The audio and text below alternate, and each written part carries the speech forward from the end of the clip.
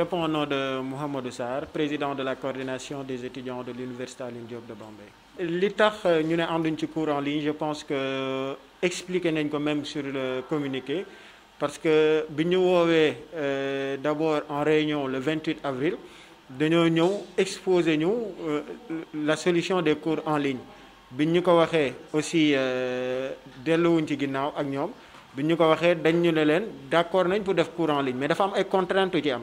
contraintes yi mooy lan mooy am na étudiants yoo xam tey amuñu outils yu leen mën a permettre ñu def des cours en ligne. am na ay étudiants yoo xamante ne si amuñu connexion fi ñu nekk wala amuñu courant. donc lan la ñu prévoir pour ces étudiants, lan la ñu prévoir pour defal leen comme solution pour ñoom seen cas ñu doogay mën a envisager les cours en ligne. beneen bi ñu ne leen nañ ñu defaral un document explicatif bu ñu mën a permettre ñu xam cours en ligne nan lay déroulé woo de A à Z, yan contrainte moo ci am, ñu mën a apprécier delloo leen ko. donc bi ñu waxee ak ñoom ci loolu defuñu ñu benn retour, ñu toog ba le 19 ñu convoqué ñu à l'AU, assemblée universitaire. bi ñu ñëwee ñu def ñu les mêmes propositions, mais AU bi musuñu wax, musuñu retenir, musuñu délibérer ne dañuy def des cours en ligne. ñu toog ba ministre bi def sortie daan ne dañuy def des cours en ligne parce que moom la université yi tënk, moom la assemblée yi tënk, ce qui n'est pas le cas à l'université de Bambey. musuñu retenir ni dañuy def cours en ligne. raison pour laquelle bi mu amee ñu ne aussi autorités yi ñun ñoo wax étudiants yépp bu kenn partager lien bu nekk en relation ak plateforme yi ñu élaboré pour les cours en ligne, bu kenn dugg ci plateforme yi. waaw université junduñ kese ñoo ci wax, parce que université Thiès gis naa seen communiqué démb ma doon jéem a déggante ak seen président mais mujj ma ko jot, mais ñoom ils ont adopté la même position. Université Dakar gis nañ yenn faculté yi dès le départ ñoom seen position leeroon na sur la situation, ñoom affirmé woon nañ seen position depuis lors. donc tey li ñu wax ñun muy solution yi ñu war a mën a mettre en pratique dans cette période warul nekk ay solution yoo xamante ne si du méngoo ak suñuy réalité socio-économique.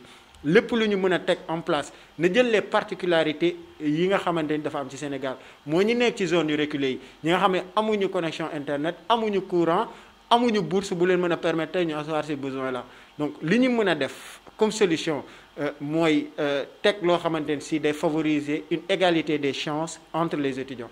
waaw situation bi tey ñun li ñu wax mooy waruñu teg solution yoo xamante ne si dañuy favoriser benn minorité ne leen kaa leen réussir, beneen majorité bu nekk fii ñun leen du ngeen réussir. même vice versa bu dee minorité bi la wala majorité bi moo nekk dans l'une ou l'autre des positions. li ñu war a mën a def tey jii nii mooy tenir en compte les réalités. suñu camarades yooyu ñu ngi leen di bàyyi xel bu baax a baax, mais tey boo xoolee élan de solidarité bi ñëpp la à l'université de Bambey. am na ñi nga xamante ni si ils ont toutes les possibilités pour def des cours en ligne, ñoom ñoo taxaw bañ cours en ligne, parce que université Bambey dafa am solidarité bu fa am te moom la étudiants yi wone jusqu'à ce moment là, moom la ñu continuer di wone.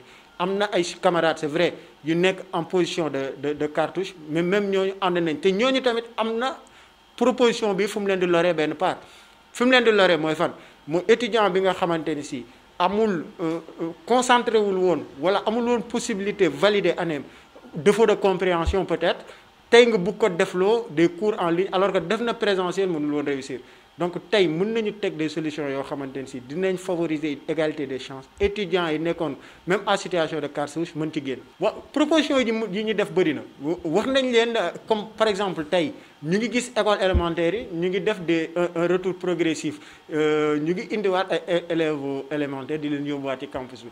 tey bu dee élèves yi nga xamante ne ay xale yu ndaw lañ ñu mën a la ñu wóolu ni mën nañu nekk ci ay cours école te dara du leen dal, pourquoi pas des étudiants qui ont plus de 18 ans majeurs et vaccinés mënuñu nekk ci condition yooyu. beneen bi nee nañ leen bu dee xam nañ ni ce retour progressif n'est pas possible, nañu del certains cours yi nga xamante ne si essence pédagogique yi dañuy juger ni lii war nañ ko mën a remettre étudiant bi mu commencé ci di ci lire di def di jàng cours bi ba au retour ñu wàññi le temps de présentiel. bu ñu wàññee temps de présentiel bi matières yi ñu war a def TD ñu conserver ko def TD yi ni ñu ko war a defee, parce que situation bu mu posé wu rek ñu bëgg a teg ay solutions yoo xamante ne si day sacrifier étudiants yi.